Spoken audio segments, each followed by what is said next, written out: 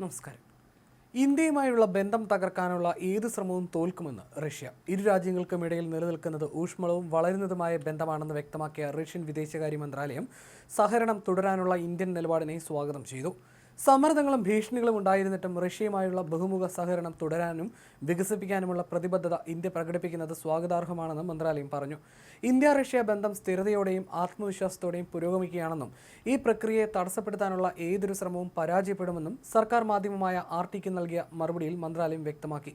പാശ്ചാത്യ ലോകത്തിന്റെ സമ്മർദ്ദത്തിനിടയിലും റഷ്യയുമായുള്ള ബന്ധത്തോട് ഇന്ത്യയുടെ സമീപനം ദീർഘകാലമായി ഇരു രാജ്യങ്ങൾക്കുമിടയിലുള്ള സൗഹൃദത്തിന്റെ ആത്മാവിനെയും പാരമ്പര്യങ്ങളെയും പ്രതിഫലിപ്പിക്കുന്നതാണ്. ഇരു രാജ്യങ്ങളും തന്ത്രപ്രധാന മേഖലകളിലടക്കം സംയുക്ത പദ്ധതികളിൽ ഏർപ്പെട്ടിട്ടുണ്ട്. ഇതിൽ സിവിലിയൻ, പ്രതിരോധ മേഖല, മനുഷ്യ ബഹിരാകാശ ദൗത്യങ്ങൾ, ആണവോർജ്ജം, റഷ്യൻ എണ്ണ പരിവേഷണ പദ്ധതികളിലെ ഇന്ത്യൻ നിക്ഷേപങ്ങൾ എന്നിവ ഉൾപ്പെടുന്നു.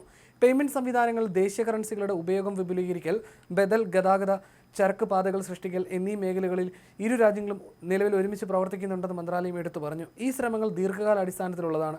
സവിശേഷ അന്താരാഷ്ട്ര സാഹചര്യങ്ങൾ കൊണ്ട് പൊടുന്നതിനെ ഉളവെടുത്തതല്ലെന്നും മന്ത്രാലയം ചൂണ്ടിക്കാട്ടി.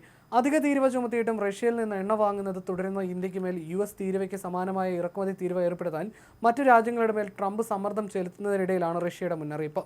റഷ്യയിൽ നിന്ന് എണ്ണ വാങ്ങുന്നത് നിർത്തലാക്കാൻ US നിന്നും മറ്റ് NATO രാജ്യങ്ങളിൽ നിന്നും സമ്മർദ്ദമേറിയിട്ടും അതിനെതിരെ ഉറപ്പോടെ നിലകൊള്ളുന്നതിലും ഭീഷണികൾക്കും വഴങ്ങാതെ പ്രതിജ്ഞാബദ്ധമായി തുടരുന്നതിലും ഇന്ത്യയെ റഷ്യൻ വിദേശകാര്യ മന്ത്രാലയം പ്രശംസിക്കുകയും ചെയ്തു.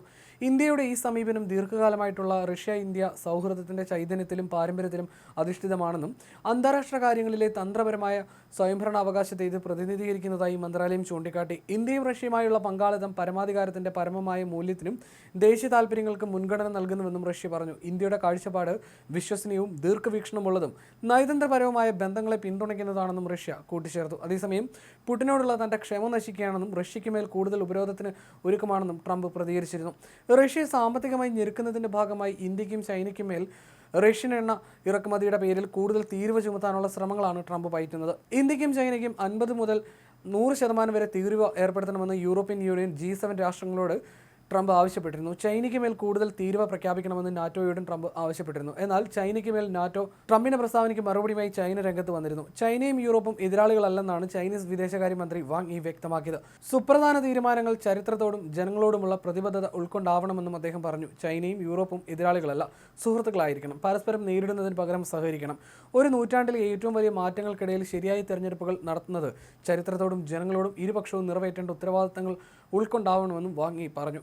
റഷ്യ-യുക്രൈൻ വെടിനിർത്തൽ ഉറപ്പാക്കുന്ന തന്റെ തന്ത്രങ്ങൾ പാളുന്നതാണ് ട്രംപിനെ ചൊടിപ്പിക്കുന്നത്. യുക്രൈൻ നേതാവ് സെലൻസ്കിയുമായിട്ടുള്ള കൂടിക്കാഴ്ചയ്ക്ക് ഒരുക്കമല്ലെന്ന് പുടിൻ വ്യക്തമാക്കിയിട്ടുണ്ട്. പുടിൻ തയ്യാറാകുമ്പോൾ സെലൻസ്കി ഉടക്കിടും, സെലൻസ്കി തയ്യാറാകുമ്പോൾ പുടിനും. നമുക്കിതെങ്ങനെയും ശക്തമായി നേരിട്ടേ പറ്റുമെന്ന് ട്രംപ് ഒരു TV അഭിമുഖത്തിൽ പറഞ്ഞിരുന്നു.